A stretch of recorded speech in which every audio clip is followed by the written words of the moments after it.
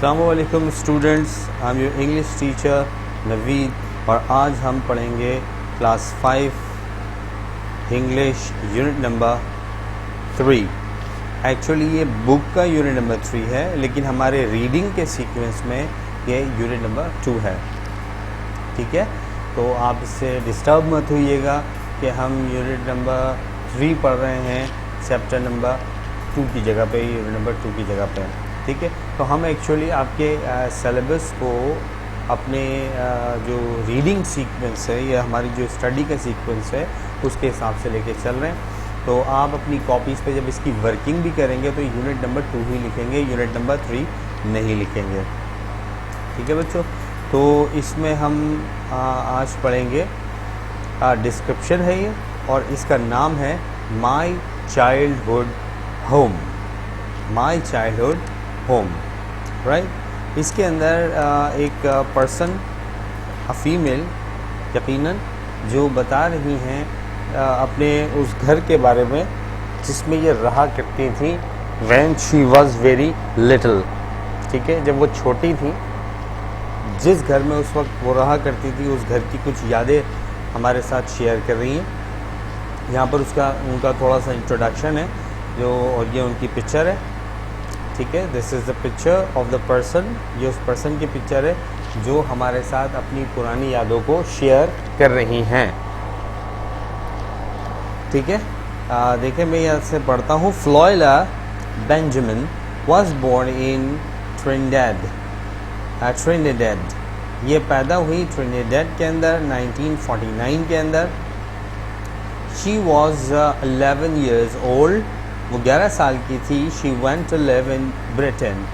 वो अपने आबाई शहर को छोड़कर या अपने आबाई मुल्क को छोड़कर एक दूसरी जगह पर रहने चली गई, दूसरी सल्तनत में रहने चली गई जिसका नाम है Britain. Where she is now a well known TV presenter. और यहाँ पर आने के बाद वो एक मशहूर टीवी प्रेजेंटर बन चुकी हैं, टीवी एंकर बन चुकी हैं। मुख्तलिफ प्रोग्राम्स को रिप्रेजेंट कर रही होती हैं। ठीक है, मुख्तलिफ प्रोग्राम को एज ए होस्ट डील कर रही होती हैं। In her book coming to England she describes her childhood experiences in Trinidad and her first impressions of Britain. उन्होंने किताब लिखी है कमिंग टू इंग्लैंड, इंग्लैंड में आने के बारे में। यानी उन्होंने अपना आबाई घर जब छोड़ा, अपनी जगह छोड़ी जहाँ पर वो पैदा हुई, जिस मुल्क में, जब वो छोड़कर ब्रिटेन आई, तो वहाँ ब्रिटेन में आने के बाद उनके क्या तजुर्बात थे और अपनी पुरानी यादें ट्रिनिडेड की क्या थी, इसके बारे में उन्होंने ज़िक्र किया है। तो उस बुक से एक एक्सट्रैक्ट आपके सिलेबस में निकाल के लिखा गया है। ठीक है, इसको हम पढ़ेंगे। अभी तो ये एक मशहूर टीवी प्रेजेंटर हैं, लेकिन ये क्या थी, कैसी थी, ये हमें ये चैप्टर बताएगा। ठीक है बच्चों, मैं ये पढ़ने लगा हूँ। पेज नंबर 18 है, unit number 3। According to your book and according to your reading sequence it is unit number 2। My childhood home, मेरा वो घर जिसमें मैं बचपन में रहा करती। चाइल्डहुड का मतलब होता है छोटी उम्र, बचपन। The house we lived in, वो घर जिसमें हम रहा करते थे। ठीक है, वो घर जिसमें हम रहा करते थे।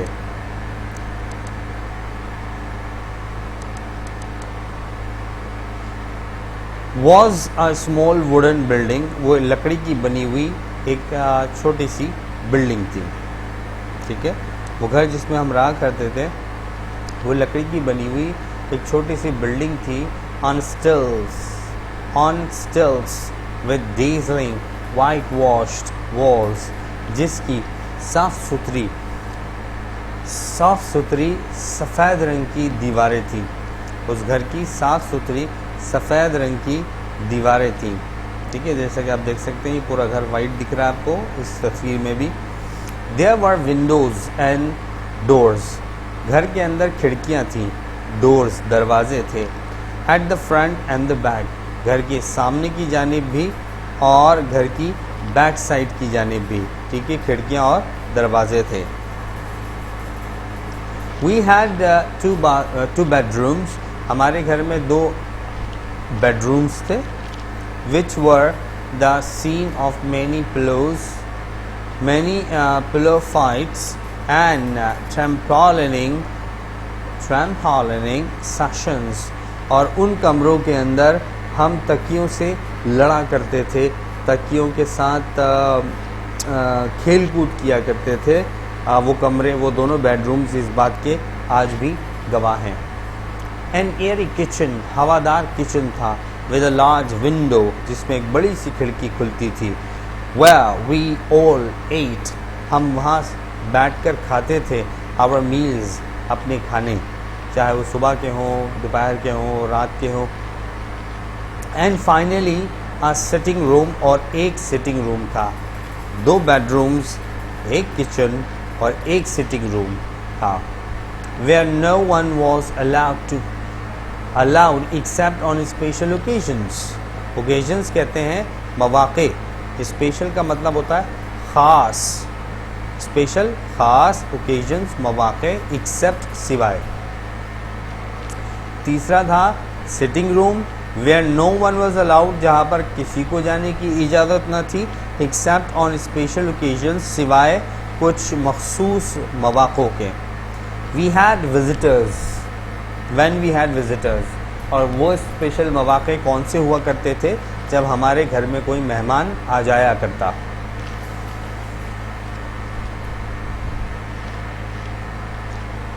This room was my mother's pride and joy. ये कमरा मेरी अम्मी का फ़ख्र था और मेरी अम्मी के लिए काबिल खुशी था. यानी इस कमरे से मेरी अम्मी को बहुत ज़्यादा खुशी होती थी और इस कमरे पे बहुत ज़्यादा फ़ख्र होता था. ऐसा क्या था इस कमरे में कि इनकी अम्मी को, फ्लोएला की अम्मी को बहुत ज़्यादा वहाँ पर खुशी होती थी. Let's see. It's brilliant white curtains, इसके सफ़ेद बेहतरीन पर्दे. ऑलवेज स्मेल्ड फ्रेश, उनमें से खुशबू आती थी.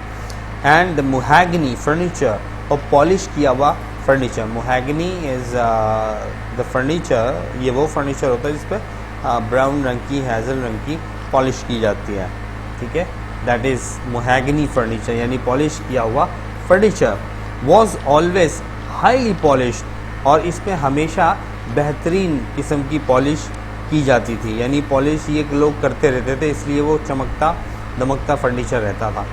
वॉज ऑलवेज हाईली पॉलिश, उस पर बेहतरीन तरीके से पॉलिश की जाती थी. As was the wooden floor, और वहाँ के उस कमरे के लकड़ी का जो फर्श था, उस कमरे का जो लकड़ी का फर्श था, उस पर भी पॉलिश करते थे. My sister and I spent hours, मैं और मेरी बहन कई घंटे गुजार दिया करते थे. Polishing and shining that room, उस कमरे को पॉलिश करने में और चमकाने में. From as far back as I can remember, जहाँ तक मुझे याद है हम घंटों बिता दिया करते थे. यानी ये जो बता रही है फ्लोएला और इसकी सिस्टर, ये दोनों कई घंटे बिता दिया करते थे, गुजार दिया करते थे उस कमरे के फर्नीचर और फर्श को चमकाने में. We had to do the polishing before we left for school each day, हमें रोज़ाना कमरे के फर्नीचर और कमरे के फ़र्श को पॉलिश करना होता था स्कूल जाने से पहले. यानी अपने उस छोटे से घर को साफ़ रखने में ही कितनी मेहनत करते होंगे, आप अंदाज़ा कर सकते हैं. द कंफर्टेबल वुडन चेयर्स, आरामदाह लकड़ी की बनी हुई कुर्सियाँ. Were draped with crisp white lace, कुर्सियाँ थी, वुडन चेयर्स थी, और वो रखी हुई थी एक टेबल के गिर्द. ठीक है ना. And around the table, table के गिर्द रखी हुई थी, और उस टेबल के ऊपर रखी हुई थी एक मैट. ठीक है ना, एक शीट रखी हुई थी. Which we ate from on Sundays, और उस मैट पे यानी उस टेबल पे बैठ के हम सिर्फ इतवार के इतवार खाना खाया करते थे. ठीक है ना, ऑन संडेज. ठीक है, अब हम अगले पेज पे चलते हैं.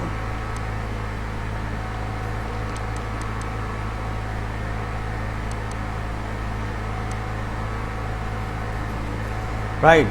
On Sundays had a doily on its centre. इस टेबल के बीचों बीच एक गोल सर्कुलर मैट रखी हुई थी. इस टेबल के ऊपर मैट रखी हुई थी बिल्कुल गोल, जो कि टेबल्स पे अमूमन उसे डेकोरेट करने के लिए रखी जाती है. ऑन विच सैट अ वास. और इस मैट के बीचों बीच रखा हुआ था एक गुलदान ऑफ ग्लोरियस फ्रेश फ्लावर्स, और उसमें हमेशा ताज़े फूल रहते थे. These were from our small front garden. और ये फूल हम तोड़ा करते थे गुलदान में लगाने के लिए अपने घर के आगे वाले हिस्से में बने हुए गार्डन से, बाग से. Which was full of sweet smelling flowers. और उस बाग में कई किस्म के महकते हुए फूल रहते थे. And shrubs. और छोटी छोटी जड़ी बूटियाँ हुआ करती थीं.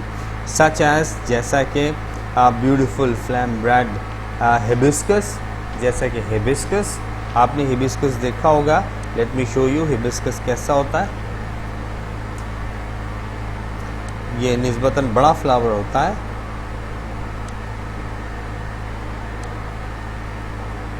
Hibiscus.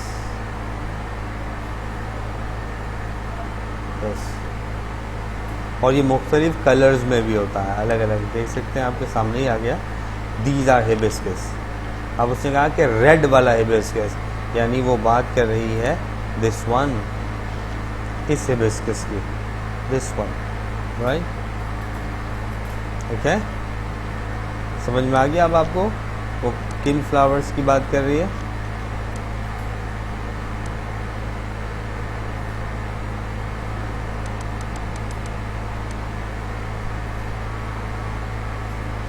Beautiful flame red hibiscus.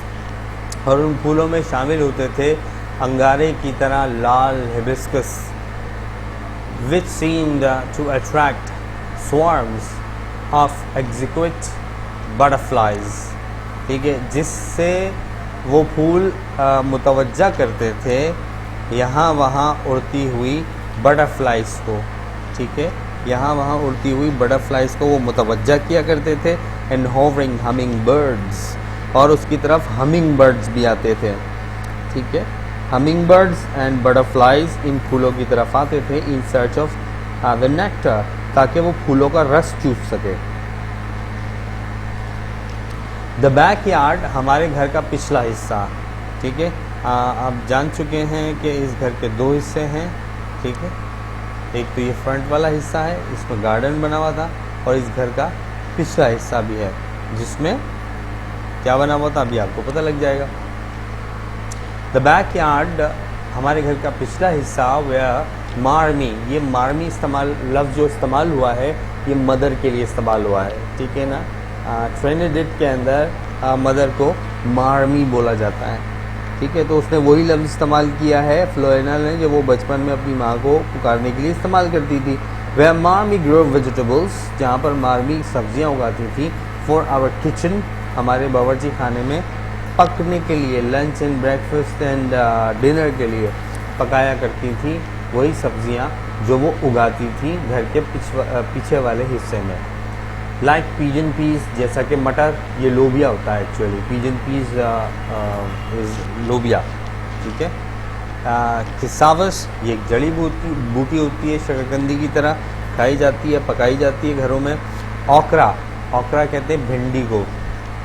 ठीक है, ओकरा. एंड डशीन, और डशीन कहते हैं अरवी को. अरवी गोश्त में जो अरवी डलती है वही अरवी.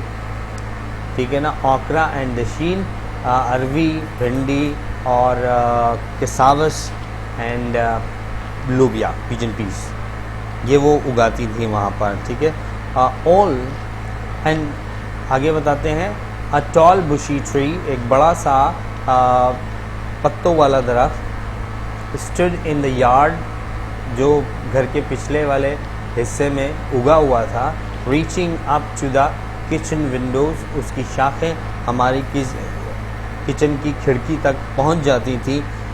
And whenever one of us had a bad cold, और जब भी हम में से किसी को ठंड लग जाती, ठंड बैठ जाती, Marmie would pick some of the leaves, तो मार्मी उसी दरख्त की उसी शाखों में से कुछ पत्ते तोड़ लिया करती, बॉयल देम उन्हें उबाला करती, give us the while testing liquid, और कड़वा कसीला रस पीने को दे दिया करती, टू ड्रिंक, यानी ठंड लगने पर हमेशा यही दवाई बना करती थी उनके घर में, उन पत्तों